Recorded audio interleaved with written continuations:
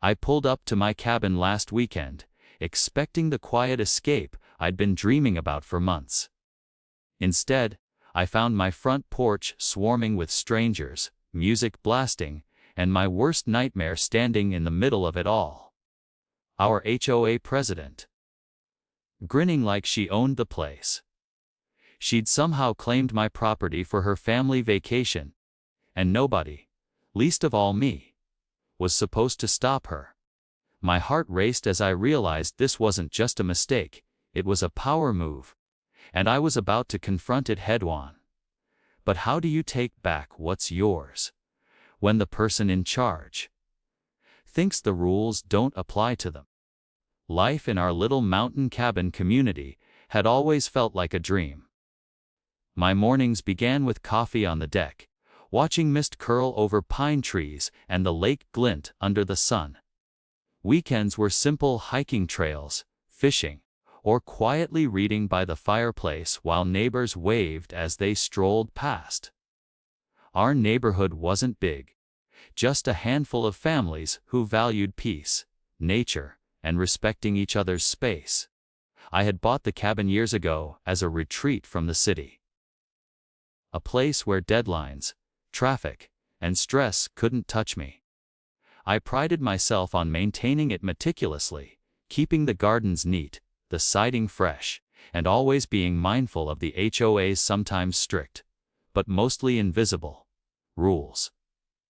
There was a sense of harmony here, an unspoken agreement that everyone respected the shared spaces and each other's homes. But like any small, tightly knit community, the surface calm hid undercurrents. A few neighbors took the HOA rules as a personal power trip, and rumors often swirled about fines and official warnings. For the tiniest infractions, nothing had ever touched me personally, until that weekend. It started subtly. A message slipped under the cabin door, a reminder about community use of private amenities, and an invitation to discuss upcoming HOA guidelines. At first, I thought it was just routine. But as I read the note again, an uneasy feeling crept in. Something about the wording felt off, almost like it was directed at me, though I hadn't done anything wrong. That night, I couldn't shake the unease. In the quiet of the cabin, I imagined the kind of petty, controlling behavior I'd heard whispered about in the community gossip chain. Little did I know, the next morning would bring a confrontation I never could have predicted. One that would put my cabin, my privacy, and my sanity directly in the crosshairs of the HOA president herself. The first sign of trouble came early that Saturday morning. I stepped out onto the deck, expecting the familiar smell of pine and crisp mountain air, but instead I was met with the thrum of bass, heavy music, and the sight of dozens of people milling around my cabin, like they had a right to be there. At the center of it all stood the HOA president, smiling in that smug way she always did when she thought she was in control. She waved at me as if to say, "Relax, this is all perfectly legal." It didn't feel legal. It felt like an invasion. My pulse quickened as I took in the scene: picnic tables set up on my lawn, a barbecue smoking on my deck, and my dock completely commandeered by her family and their friends. I couldn't even step onto the property without being noticed. Panic mixed with fury. How had this escalated so quickly? The note I'd found under the door the night before suddenly made sense. It wasn't a simple reminder about community guidelines. It was a warning, a veiled threat, disguised as concern. The HOA had somehow decided that certain properties, including mine, were community use areas when the president or her family wanted them. That moment, standing frozen on my driveway, I realized just how deep the HOA's power could reach. I tried reasoning first. I called the HOA office, explaining that this was my private property and asking under what authority they could sanction, or apparently authorize, someone to occupy it. I waited on hold for what felt like an eternity, my anger simmering. When the president finally answered, her tone was cold, dismissive. She insisted that community access rights gave her family precedence. I couldn't believe what I was hearing. There was no such clause in the HOA documents I had signed, and yet she spoke as though it were carved in stone. That afternoon, the tension only intensified. Neighbors I had always thought were friendly started giving me strange, apologetic looks as if they'd been coerced into supporting the intrusion. One by one, people whispered that the HOA had been issuing fines behind the scenes for rule violations I hadn't even heard of. Things as absurd as the color of my welcome mat, or the number of potted plants on the deck. Every attempt to clarify the rules ended in new, even stranger restrictions. I felt trapped in a nightmare where logic had no place. The following week was a blur of official letters, emails, and threats. Each one was more ridiculous than the last. Unauthorized occupancy of property by non-HOA members. Improper display of seasonal decorations. Failure to submit a formal request for private property use. I kept reading, thinking, this can't be real. Who writes rules like this? And yet, every letter bore the HOA's official seal, and every fine carried the ominous threat of escalating penalties. I knew I couldn't ignore it.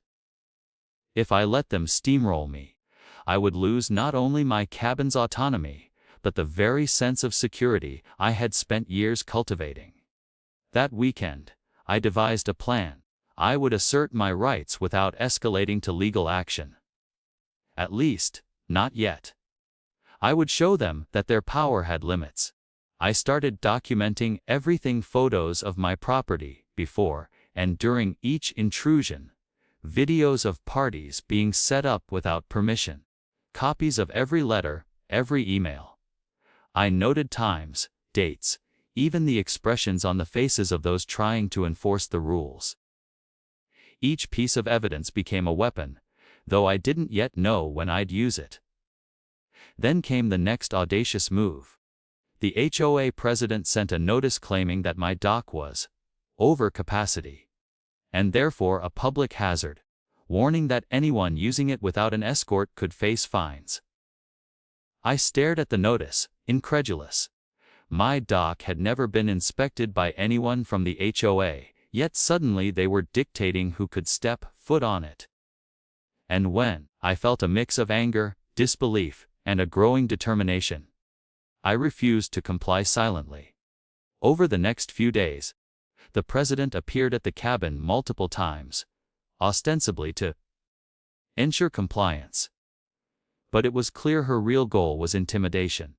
Every visit brought new rules, more petty restrictions, and a subtle, almost theatrical attempt to make me feel powerless. She timed these visits for when I was most vulnerable: early mornings before coffee, late afternoons when fatigue made me irritable. She knew exactly how to push buttons. My frustration mounted with every new intrusion. I began waking up in the middle of the night, replaying every interaction in my head. I thought about moving, but where could I escape? The HOA's reach felt endless. This wasn't just about a property dispute, it was about someone exploiting a system designed for fairness to satisfy personal whims. And that realization fueled a dangerous mix of fear and anger. At one point, she called a community meeting at my cabin, without asking me first. I walked in, fully prepared to object, and found half the neighborhood assembled as if I had invited them. The president smiled, welcoming them to a discussion about shared property rights. Every chair, every table, every microphone was a calculated attempt to assert dominance. I stood in the corner, silent, letting her make the opening speech, while I watched her manipulate the narrative, painting me as the troublemaker. But, as she droned on, I noticed cracks in her confidence. Some neighbors exchanged skeptical glances, and a few whispered to each other, unsure whether her claims had any legal basis. I realized that while the HOA wielded authority, it was built on perception as much as paperwork. If I could challenge that perception, I might have a chance. The tension reached a boiling point when she announced a family gathering that would last the entire weekend. Again, on my property. This was the moment I decided I couldn't wait any longer. I wouldn't sit back and watch my sanctuary be turned into a playground for someone else's sense of entitlement. I made a decision that night that would define the rest of the conflict. I would show up, confront the intrusion, and make it impossible for them to ignore me. As I locked my cabin door that night, my heart pounded with equal parts fear and exhilaration. The next day would mark the beginning of the most intense confrontation I had ever faced. Would I be able to reclaim my space without losing control? Or would the HOA president's manipulation overwhelm me entirely? And that's when I realized the stakes weren't just about a cabin, a dock, or a party. They were about respect, autonomy, and refusing to let someone else dictate how I live my life. The countdown had begun. The morning of the confrontation arrived with an almost unbearable tension. I could feel it in my chest. As I stepped out onto the driveway, the sun glinting off the lake, birds flitting between trees, everything deceptively peaceful. But my cabin, my sanctuary, was about to become the stage for a showdown I had been preparing for in my mind for weeks. The HOA president had declared that her family would host a full weekend gathering on my property, and this time, there would be no subtlety, no whispered threats. She was coming in full force, armed with authority and self-assured arrogance. I had spent the night before meticulously reviewing every HOA regulation, bylaw, and clause, looking for anything that could back me up. Every fine, every violation notice, every letter demanding compliance was photocopied, timestamped, and organized. I wasn't leaving this to chance. This wasn't just about taking a stand. It was about making sure she and everyone else who thought they could manipulate the rules understood the limits of their power. By mid-morning, her entourage began to arrive. Cars lined the narrow mountain road like a parade, with cheerful families carrying coolers, folding chairs, and inflatable floats. Music blasted from speakers mounted on trucks, and laughter echoed across the lake. From my deck, I watched them settle in, each movement deliberate, as if to demonstrate ownership. My stomach twisted. Every moment I hesitated. She was claiming more of what belonged to me.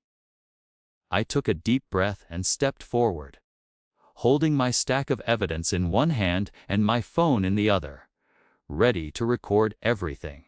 My voice was steady but firm as I called out to the crowd. "Everyone, stop. This is private property. You are trespassing." The laughter faltered. Heads turned.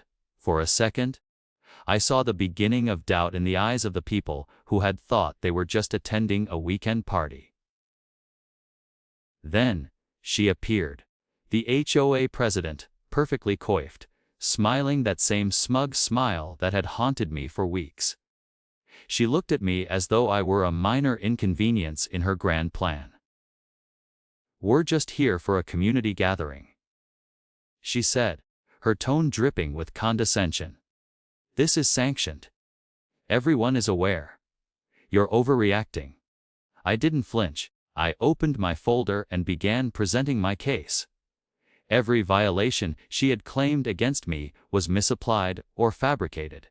Every right she had cited to occupy my property was non-existent.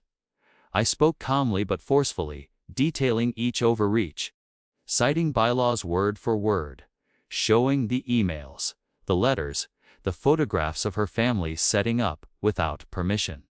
I wasn't pleading or asking, I was exposing the truth. Her initial composure began to crack. She attempted to interrupt, raising her voice, trying to assert control over the crowd. But I had prepared for that. I held up my phone, already recording, and addressed the assembled neighbors directly. You can see for yourselves what's happening. This is not a community gathering. It's an illegal takeover of someone's private property. Murmurs spread through the crowd. Families glanced at each other, suddenly uncertain, the confident bravado of the president faltering under scrutiny. She escalated, calling the gathering essential for community cohesion, and insisting she had every right to be there. I stood my ground, refusing to let her redefine reality. I reminded the crowd that none of the supposed rights she claimed had ever been passed in a vote, recorded in meeting minutes, or signed into law. Each argument was like a blow, slowly dismantling the fortress of authority she had built around herself. Then came the final move. I had contacted a local attorney the night before, explaining the situation and arranging for immediate on-site verification of property ownership and HOA compliance. Within minutes, a legal representative arrived, examining the documents and confirming the absurdity of her claims in front of everyone. The HOA president tried to argue, but the attorney's presence was like a spotlight exposing every overreach, every arbitrary decree. The turning point came when the attorney, speaking firmly, declared that the so-called community use rules cited by the president were not enforceable against private homeowners, and any continued trespassing could result in significant legal consequences. The president's face went pale, her carefully constructed aura of authority crumbling in real time. Her family looked around nervously, realizing the weekend party they had envisioned on someone else's property was unraveling before their eyes. Neighbors, who had initially seemed complicit, began whispering, questioning her actions. One by one, people started packing up their things, some muttering apologies. The laughter and music faded into awkward silence. I stood there, stunned by the sheer magnitude of the shift. The power dynamic had flipped completely, and it had happened because I refused to be intimidated, because I had prepared and remained calm under pressure. Even then, she tried one last gambit, a public appeal to sympathy, claiming I was being unreasonable and threatening the community's spirit. But the attorney cut her off, clarifying in no uncertain terms that legal obligations, not subjective interpretations of community spirit, determined property rights. There was no room left for theatrics. Finally, she gave a long, strained smile, acknowledging defeat without a word. She gathered her family and left, retreating down the mountain road in silence, leaving behind the scattered remnants of the party she had attempted to stage. I felt a surge of relief and triumph, but also exhaustion. Weeks of stress, intimidation, and petty abuse had all come to a head in those few hours. As I walked through my cabin, inspecting my property, I realized that the fight had left more than just emotional scars. It had changed how I viewed my community and my own resilience. The stakes had been high. Not just a cabin or a dock, but the principle of standing up to abuse of power, of refusing to allow someone else's arrogance to dictate my life. I remember standing on the deck, watching the last car disappear down the road, the sun casting a warm glow over the lake. There was a profound quiet, a stillness that made me appreciate the calm I had fought so hard to reclaim. For the first time in weeks, I felt a sense of control restored, a satisfaction that was both deeply personal and publicly undeniable. Yet, even in that moment of victory, I knew the story wasn't over. The HOA president might retreat for now, but her reach, influence, and willingness to exploit petty rules meant that vigilance was necessary. The confrontation had been decisive, but the lesson was ongoing's power, unchecked, can always resurface. And sometimes, it takes extraordinary determination to hold it at bay. I took a deep breath and looked out at my dock, still intact, still mine. The sound of water lapping against the shore was soothing, a reminder that some things, justice, respect, and personal autonomy, could be reclaimed even in the face of relentless overreach. But the question lingered, heavy and unresolved. How many more times would I, and others like me, have to fight to ensure that private property and fairness were not trampled under the guise of authority? And with that thought, I stepped back inside, knowing that the weekend's ordeal had ended, but the impact and the story was only beginning. The days following the confrontation felt surreal. The cabin, which had been a battleground of music, laughter, and intimidation, was finally quiet. For the first time in weeks, I could step onto the deck without tension clawing at my chest, without scanning the driveway for signs of someone who didn't belong. But even as peace returned, the reality of what had just happened began to sink in. I wasn't just reclaiming a property. I was confronting a system that had, for far too long, allowed arbitrary power to masquerade as community oversight. The HOA president retreated into silence. For a few days, there were no letters, no emails, no friendly reminders slipped under my door. It was as if the confrontation had created a void she didn't know how to fill. Yet the absence of immediate attacks didn't erase the tension that lingered in the community. Some neighbors avoided eye contact, others whispered behind their hands, unsure how to approach me after witnessing the showdown. I realized that the victory was public, yes, but it also left ripples, creating a delicate balance that could tip at any moment if vigilance waned. To safeguard against future incidents, I took several concrete steps. First, I formalized the documentation I had started during the escalation. Everything from the initial warning notes to videos of the unauthorized gatherings. Each piece was filed meticulously, creating an airtight record of the HOA's overreach and my responses. It wasn't just a precaution. It was a statement that my home would not be vulnerable to whim-based authority again. The act of organizing and recording everything felt oddly empowering. The power of preparation, I realized, was as crucial as the courage to confront abuse in the moment. Next, I reached out to a few neighbors individually. Some had been hesitant or coerced into supporting the HOA president's antics, but in private conversations, many expressed relief and quietly admitted they had been uncomfortable with the president's heavy-handed tactics. Those discussions weren't just cathartic, they helped restore a sense of community that had been eroded by fear and manipulation. Gradually, lines of trust were rebuilt, not because the HOA had changed, but because people could see that standing up for fairness was possible and effective. The HOA itself, predictably, attempted a low-level comeback.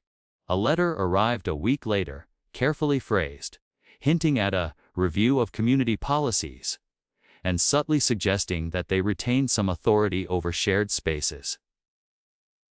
But I was prepared. I responded formally, reiterating my rights as a property owner and attaching references to the relevant bylaws and legal precedents. The letter was returned without response, a tacit acknowledgement that the battle had been lost.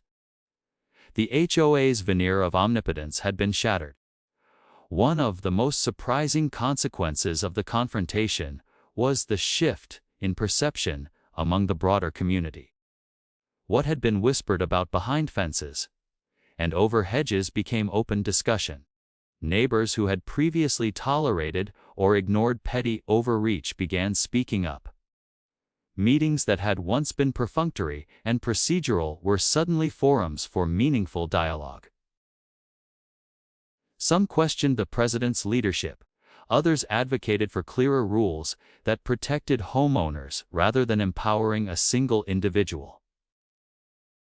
I didn't need to lead the charge. The confrontation had done that for me, demonstrating that one voice, backed by preparation and principle, could catalyze change. Personally, the ordeal left a complex mix of emotions. Relief was obvious. I could finally enjoy my cabin again without fear of intrusion. Pride, too, surfaced, quietly but powerfully, in the knowledge that I had stood firm in the face of intimidation. But there was also lingering caution. The experience had taught me that systems, even those designed to maintain order and fairness, can be weaponized by those who understand the loopholes. I became more vigilant, more proactive about maintaining boundaries, and more assertive in my interactions with authority. What had started as a simple desire for a peaceful retreat had transformed into a deeper understanding of personal rights, community dynamics, and the importance of standing firm when those rights are challenged. In the months that followed, subtle changes rippled through the neighborhood. The HOA president's influence waned, her credibility diminished as neighbors quietly documented and questioned any future overreach. Rules that had been vague or selectively enforced were clarified in community meetings, often prompted by residents citing the events at my cabin. Some homeowners even expressed gratitude, privately acknowledging that my confrontation had set a precedent they could rely on. It was an unexpected outcome. My stand, originally intended as self-defense, became a catalyst for fairness across the entire community. Despite the victory, I realized the story held deeper lessons about human nature and the fragile balance of power in small communities. Authority is seductive, and unchecked, it can warp even systems intended to maintain harmony. Petty rules, carefully manipulated, can be wielded as weapons, and intimidation can silence otherwise reasonable people. Yet courage, preparation, and persistence can counteract that imbalance, even when it seems like a David versus Goliath scenario. I had learned that being informed and documenting every step of a conflict isn't just practical. It's essential. And more importantly, standing firm doesn't always require aggression. It requires clarity, patience, and moral conviction. The cabin itself became more than just a home. It became a symbol of personal agency, a reminder that boundaries matter and that enforcement of rights doesn't require compromise of values. Every morning, as I brewed coffee on the deck and watched the lake glint in the sunlight, I felt a renewed sense of ownership.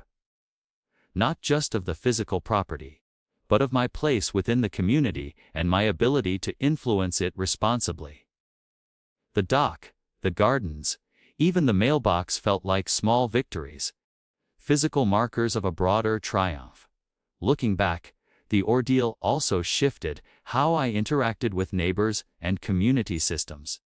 I became an advocate for clarity and fairness, attending HOA meetings not as a passive participant, but as someone who understood both the rules and the human tendencies that manipulate them. I learned to ask precise questions, request written documentation, and never accept vague assertions of authority without verification. It wasn't just about protecting my own home. It became a way to ensure that future homeowners didn't have to endure the same stress and manipulation. Emotionally, the journey left me resilient. I discovered reserves of patience, strategy, and calm under pressure I hadn't known I possessed. Each confrontation, each letter, each moment of intimidation became a training ground for self-assuredness. And while the adrenaline of conflict had been draining, the satisfaction of reclaiming control created a lasting sense of empowerment. I understood, in a way I never had before, that sometimes the fight is as much about internal fortitude as it is about external victory. But perhaps the most striking impact was the shift in the community's culture. The HOA president remained in her position officially, but her authority had been tempered. Her attempts to assert unilateral power were met with skepticism and resistance. Other residents began documenting minor infractions and questioning interpretations of the rules, not out of rebellion, but out of learned prudence. There was a newfound sense of balance, an implicit acknowledgement that no individual, no matter their title, could operate without accountability. The system itself didn't change overnight, but the culture had. One confrontation had shown that fairness and courage could hold sway against intimidation. Even now, years later, the memory of that weekend remains vivid. Every time I walk across the deck or glance at the dock, I remember the tension, the fear, and the resolve that defined that moment. It serves as a reminder that property ownership is more than a financial or legal matter. It is intimately tied to personal dignity and autonomy, allowing anyone, even someone with a title or institutional authority, to undermine that dignity is a slippery slope, and standing firm is not just a right but a responsibility.